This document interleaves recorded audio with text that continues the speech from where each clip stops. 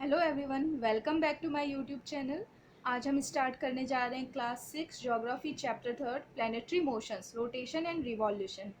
Topics जो हम इसमें कवर करेंगे: rotation, circle of illumination, revolution, solstices, equinoxes. अब जैसे कि हमें पता है कि जो हमारा सन है वो खुद राइज या सेट नहीं होता, वो हमारी अर्थ है जो मूव करती है सन के चारों ओर। जिस तरीके से क्या होता है, जब हम किसी ट्रेन या बस में बैठते हैं तो हमें क्या लगता है कि रास्ते में जितने पेड़ पौधे हैं वो चीज़ें पीछे की तरफ जा रही हैं, ठीक है। लेकिन ऐसा नहीं होता। होता क्या है कि हम मूव कर रहे होते हैं और हमें वो चीज़ें दिखती है अपोजिट डायरेक्शन में जाती हुई। तो सेम चीज़ें अर्थ और सन के केस में भी होता है कि हमें लगता है कि सन जो है वो ऊपर आ रहा है या सन नीचे जा रहा है। रियली में ऐसा नहीं होता। हमारी अर्थ जो है वो रोटेट करती है या फिर वो रिवॉल्व करती है सन के चारों ओर। और इस बेसिस पे प्लैनेट्स के टू टाइप के मोशंस होते हैं, first rotation and second revolution. वो सारे प्लैनेट्स क्या करते हैं, अपनी एक्सिस पर अपनी टिल्टेड एक्सिस पर स्पिन करते हैं, तो वो मोशन क्या होता है, रोटेशन। और ये सारे प्लैनेट्स क्या होते हैं, वेस्ट टू ईस्ट डायरेक्शन में मूव करते हैं, सिर्फ वीनस के अलावा। वीनस एक ऐसा प्लैनेट है जो ईस्ट टू वेस्ट डायरेक्शन में मूव करता है। और ये सारे प्लैनेट्स क्या होते हैं, सन के चारों ओर इलेप्टिकल पाथ में मूव करते हैं। और इनकी जो स्पीड होती है वो इस पर डिपेंड करती है कि कोई प्लैनेट सन से कितना क्लोज है। वो प्लैनेट सन के जितना क्लोज होगा तो पाथ जो होगा उतना ही छोटा होगा, तो वो जल्दी मूव कर पाएगा। और जो प्लैनेट है वो सन से जितना दूर होगा, जितनी दूरी पर होगा, तो उसका पाथ उतना ही बड़ा होगा। उसे ज़्यादा राउंड लेने पड़ेंगे, मतलब बड़ा राउंड लेना पड़ेगा, तो उसकी स्पीड जो है कम होगी। अब जैसे कि मरकरी सन के सबसे पास है, क्लोजेस्ट प्लैनेट है, तो इसे 88 डेज लगते हैं अपना एक रिवॉल्यूशन कंप्लीट करने में। जबकि नेपच्यून जो कि सन से सबसे दूर है, तो उसे 165 अर्थ ईयर्स लगते हैं अपना एक रिवॉल्यूशन कंप्लीट करने में। मतलब सन के चारों ओर एक चक्कर कंप्लीट करने में नेपच्यून को 165 अर्थ ईयर्स लगते हैं। अब रोटेशन की बात करें, रोटेशन क्या होता है, तो the spinning of the earth around its imaginary line of axis is known as rotation. एक इमेजनरी लाइन होती है, ऐसा रियल में नहीं होता, हम इमेजिन करते हैं जिस पर वो मूव कर रही होती है, तो हम इमेजिन कर लेते हैं कि हाँ एक लाइन है उस पर मूव कर रही है, तो उसे हम बोलते हैं एक्सिस। तो उस एक्सिस के ऊपर, इमेजनरी लाइन के ऊपर अर्थ स्पिन करती है, उसे हम बोलते हैं रोटेशन।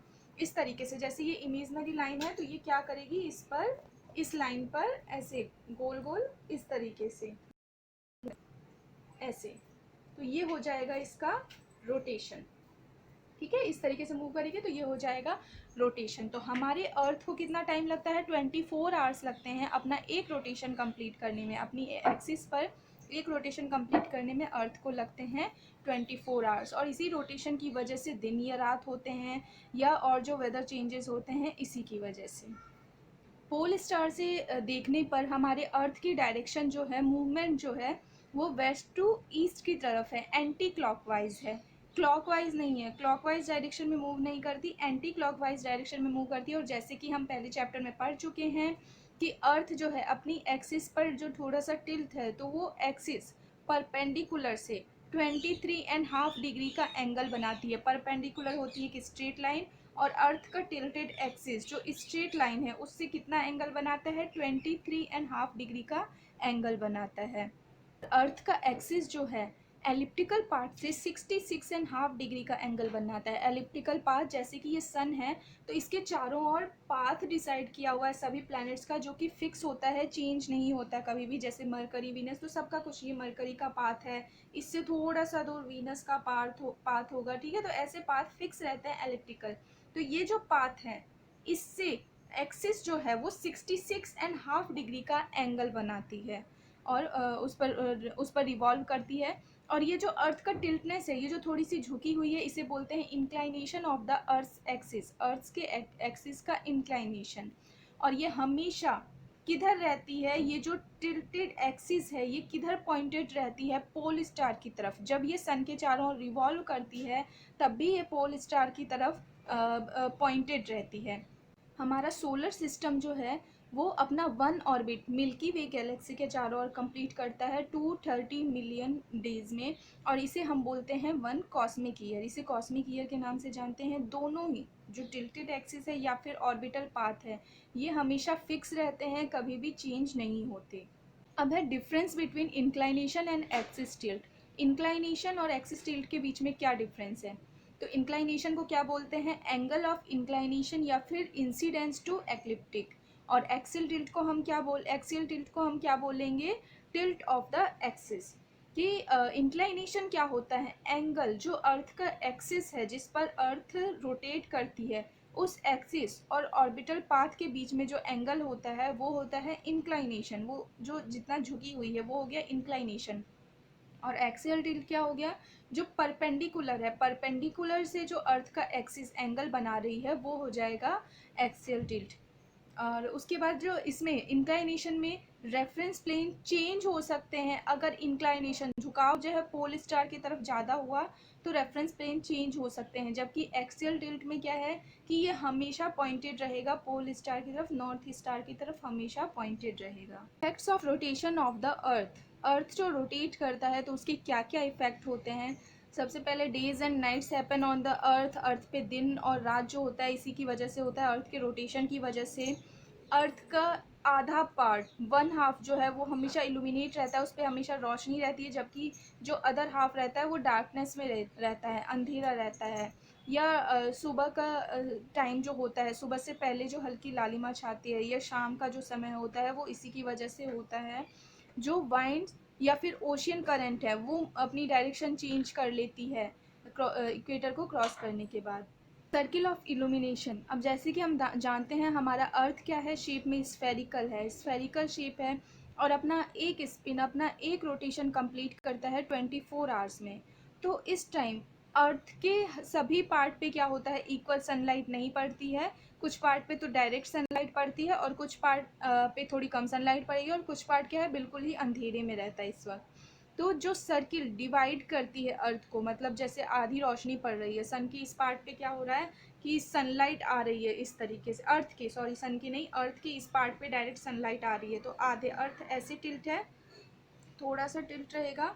मान लीजिए कि ये इक्वेटर है, हम इसको इक्वेटर मान के चलते हैं।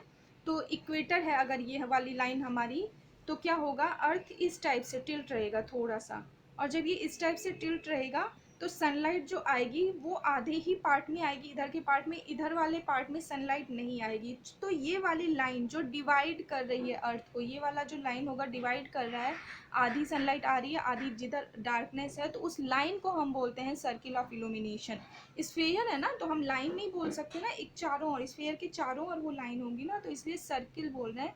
सर्किल ऑफ इल्यूमिनेशन है जो डिवाइड कर दी कि अर्थ की उस वाले पार्ट को जिधर अंधेरा है और जिधर सनलाइट है, उसको, अर्थ को दो पार्ट में डिवाइड करती है, तो वो है सर्किल ऑफ इल्यूमिनेशन। जो सर्किल ऑफ इल्यूमिनेशन है वो चेंज होता है ईस्ट टू वेस्ट डायरेक्शन में धीरे धीरे, क्योंकि हमें पता है कि हमारी अर्थ का डायरेक्शन क्या होता है मूवमेंट का? West to east. तो वेस्ट टू ईस्ट मूव करती है, तो जो सर्किल ऑफ इल्यूमिनेशन का direction east to west change होता है। और इसी की वजह से, सर्किल ऑफ इल्यूमिनेशन की वजह से ये सारे फिनोमिना होता है, जैसे varying lengths of the day and night, दिन और रातों की जो लेंथ में फ़र्क पड़ता है वो इसी सर्किल ऑफ इल्यूमिनेशन की वजह से पड़ता है। Varying lengths of days and night. Day और नाइट की लेंथ में क्या होता है? Varying lengths of days and night. Days और नाइट की लेंथ क्या होती है? वेरी करती है, चेंज होती रहती है सर्किल ऑफ इल्यूमिनेशन की वजह से। जब क्या होता है, नॉर्दर्न हेमिस्फीयर, ऊपर का पार्ट, जैसे कि हमने इस बॉल को ले लेते हैं तो हमने इसको इक्वेटर माना था, इस लाइन को इक्वेटर माना था, तो ये जो ऊपर वाला पार्ट है, अगर इधर सन है, इस टाइप से झुका हुआ रहेगा, नॉर्दर्न हेमिस्फीयर जो है सन की तरफ इंक्लाइन रहेगा। इधर से देख लेते हैं तो क्या होगा कि दिन बड़े होंगे और रातें छोटी होंगी, ठीक है? ये वाला पार्ट जब झुका हुआ है, ये इस तरीके से रोटेट कर रहा है, लेकिन सेम चीज रिवर्स हो जाएगी जब क्या होगा कि मान लो ये रोटेट करते हुए सन के इस साइड आ गया, अब सन इधर है और हमारा अर्थ इधर है, तो अब साउदर्न पार्ट, अर्थ तो अभी भी टिल्ट तो हमेशा सेम रहेगा, एक्सिस टिल्ट, ये कभी भी चेंज नहीं होगी, टिल्ट तो ऐसे ही है, लेकिन अब साउदर्न पार्ट, नीचे वाला पार्ट, ये वाला पार्ट साउदर्न पार्ट था, तो ये सन की तरफ टिल्टेड है अब। तो अब क्या होगा? रातें बड़ी होंगी और दिन छोटे होंगे। और जब हम पोल्स की तरफ जाते हैं तो ये क्या होता है, ये फिनोमिना इंक्रीज होता जाता है। और पोल्स पे यहाँ पे जो है ना दिन और रातों की लेंथ बहुत ज़्यादा वेरी करती है। मतलब कि वहाँ पे जैसे इक्वेटर पे क्या होता है 12 घंटे के दिन और 12 घंटे का रात होता है, तो वहाँ पे 18 to 24 आवर्स का लगभग दिन होगा या उतना ही लंबा मतलब रात होगी। इसीलिए नॉर्वे को क्या बोला जाता है, country of midnight sun, land of midnight sun. क्योंकि नॉर्वे हमारा कहाँ आता है, पोल्स की तरफ ही आता है। जैसे ये पोल है तो यहाँ पे नॉर्वे का मैप लगभग यहाँ होगा नॉर्वे सिचुएटेड, तो इसीलिए पोल्स की तरफ आता है, तो इसीलिए हम लैंड ऑफ मिडनाइट सन बोलते हैं। रात को भी ऐसा लगता है वहाँ की हाँ सूरज निकला हुआ है। और अगर इक्वेटर पे हमारा क्या होता है 12 आवर्स का दिन और 12 आवर्स की रात होंगी, क्योंकि सनलाइट डायरेक्ट पड़ती है ना इक्वेटर पे। इक्वेटर की बात करें अगर बीचों बीच इक्वेटर है तो सबसे ज़्यादा स्ट्रेट सनलाइट सबसे ज़्यादा इक्वेटर पर ही पड़ती है, तो इसीलिए यहाँ पे दिन और रात जो होते हैं इक्वल होते हैं through out the year. Parts of day and night. अब जो सर्किल ऑफ इल्यूमिनेशन होता है इसके मूवमेंट के कारण क्या क्या चीज़ें होती है, मूव करता है ना। जैसे सन जैसे हमने कहा सर्किल ऑफ इल्यूमिनेशन क्या हो रहा है, जो अर्थ को 2 इक्वल हाफ्स में डिवाइड कर रहा है लाइट के बेसिस पर, कि जिधर कम्प्लीटली लाइट पड़ रही है और एक साइड क्या हो रहा है डार्कनेस है, लाइट नहीं पड़ रही है, उस बेसिस पे तो सर्किल ऑफ इल्यूमिनेशन चेंज होता जाता है, क्योंकि अर्थ भी रोटेट कर रही है और रिवॉल्व भी कर रही है इस तरीके से। तो ये धीरे धीरे इसका जो ये है सर्किल ऑफ इल्यूमिनेशन का मूवमेंट है वो ग्रेजुअल है, धीरे धीरे ये मूव करता है। तो क्या होता है कि जब जैसे एक साइड अंधेरा है और एक साइड रोशनी है तो वो धीरे धीरे मूव करती है, थोड़े थोड़े सर्किल ऑफ इल्यूमिनेशन चेंज होता जाता है, ये लाइट की तरफ आती जाती है। तो ये चीज़ें होती है डाउन, जैसे early period of the day, दिन की शुरुआत होने वाली है, सर्किल ऑफ इल्यूमिनेशन चेंज हो रहा है, अर्थ धीरे धीरे ऐसे हो रही है। तो मान लो कि अभी पूरी तरीके से इस पोर्शन की हम बात करें, इस वाले पोर्शन की बात करते हैं, ये पीछे का जो पोर्शन है यहाँ पे सनलाइट पड़ रही है, ठीक है। इस तरीके से अर्थ ने हल्का सा रोटेट किया, तो अभी इस पोर्शन पे पूरी तरीके से डायरेक्ट सनलाइट नहीं पड़ी है, हल्की सी लाइट आई है। तो हल्की सी लाइट है तो यहाँ क्या हो जाएगा डाउन, मतलब सुबह होने वाली है। जब धीरे धीरे ये अर्थ ऐसे धीरे धीरे मूव करेगी तो क्या होगा, दिन का टाइम बढ़ता जाएगा, 10 11 12 बजेंगे और बिल्कुल जैसे स्ट्रीट यहाँ पे आ गया, सन के सामने आ गया ये वाला पोर्शन, तो अब दिन हो जाएगा, ठीक है। तो मिड डे डाउन हो गया, मतलब जब ये वाला पोर्शन, हम इस वाले पोर्शन की बात करें, जब ये वाला पोर्शन इधर था, सन इधर की तरफ है, सनलाइट इधर से पड़ रही है, तो यहाँ पे सुबह हो रही थी, डाउन हो रहा था, और ये इधर आ गया तो अब मिड डे हो रहा है। फिर धीरे धीरे ये घूमेगा और यहाँ पे चला जाएगा वापस, सनलाइट फिर से कम पड़ रही है, क्योंकि सन तो इधर है, स्ट्रेट लाइट तो यहीं पड़ेगी सीधी लाइट, तो ये कम पड़ रही है, तो ये हो गया डस्क, शाम का जो समय हो गया। और जब ये बिल्कुल ही पीछे चला जाएगा तो हो जाएगा नाइट, और नाइट हो जाएगा यहाँ पे, और जब बिल्कुल अपोजिट चला गया सन के तो यहाँ हो जाएगा मिड नाइट, ठीक है। तो सर्किल ऑफ इल्यूमिनेशन जब बिल्कुल अपोजिट साइड में चला जाता है तो हो जाता है मिड नाइट। देखिए इमेज के थ्रू भी सर्किल ऑफ इल्यूमिनेशन आपको समझाया हुआ है। जैसे ये वाला पोर्शन सर्किल ऑफ इल्यूमिनेशन यहाँ था और ये चेंज होके इस टाइप से यहाँ पे हो गया, है ना। तो ये कॉजेज़ हैं, इसकी वजह से क्या होता है कि दिन और रात जो होते हैं इसी वजह से होते हैं, या दिन और रात की जो लेंथ्स है वो जो वेरी करती हैं वो इसी वजह से करती हैं। अब जैसे कि पोल्स के आसपास का जो रीजन है वहाँ तो जो 24 घंटे तक के दिन और रातें होती है, मतलब इतना वेरी करता है। हमारे यहाँ जैसे 12 घंटे का दिन, मतलब इक्वेटर के आसपास 12 घंटे का दिन या 12 घंटे की रात होंगी लगभग। और वैसे ही पोल्स की तरफ जो कंट्रीज़ आते हैं तो वहाँ 18 से 24 घंटे के दिन या उतनी ही लंबी रात होती है। लेकिन बिल्कुल पोल्स पे क्या होते हैं कि इतना ये वेरी करता है, इतना डिफरेंट होता है कि 6-6 महीने के दिन और 6-6 महीने की रात होती है। तो वो क्यों होता है कि मान लीजिए जैसे अर्थ रोटेट कर रही है तो रोटेशन में तो उसे 24 आवर्स लगेंगे, लेकिन रिवॉल्यूशन में तो 365 डेज लगेंगे ना। अब इतने दिन अर्थ का ये वाला पोर्शन, ये जो पोल वाला एरिया है, ये तो यहीं पे टिका रहा है, ये तो बिल्कुल धीरे धीरे ना रिवॉल्व कर रहा है। तो 6 महीने तक तो यहाँ पे तो अंधेरा ही रहा, तो ये वाला पोर्शन 6 महीने रात में रहेगा। और जब ये अर्थ के सन के इस वाले पार्ट है, मतलब इधर सन है और अर्थ इधर है, तब तो 6 महीने का क्या रहा, यहाँ पे अंधेरा रहा। लेकिन जब अर्थ घूम के इस साइड आ जाएगी, अब सन इधर है, तो अब क्या होगी, यहाँ पे जो नॉर्थ पोल था वहाँ पे 6 महीने का दिन हो जाएगा। अब जो है सीधी लाइट पड़ रही है यहाँ से, अर्थ जो है यहाँ पे अब सीधी लाइट पड़ रही है। जब इधर थी अर्थ तो क्या हो रहा था कि ये वाला पोर्शन, ये वाला पोल जो है ये अंधेरे में पड़ रहा था, तो यहाँ पे रात हो रही थी 6 महीने की। लेकिन अब घूम के रिवॉल्व करके इधर आ गया 6 महीने बाद, तो अब यहाँ पे 6 महीने का दिन होगा और यहाँ पे इस वाले पोल पे 6 महीने की रात होगी। आज के वीडियो में इतना ही। अब हम इसके नेक्स्ट पार्ट में पढ़ेंगे रिवॉल्यूशन। Thank you.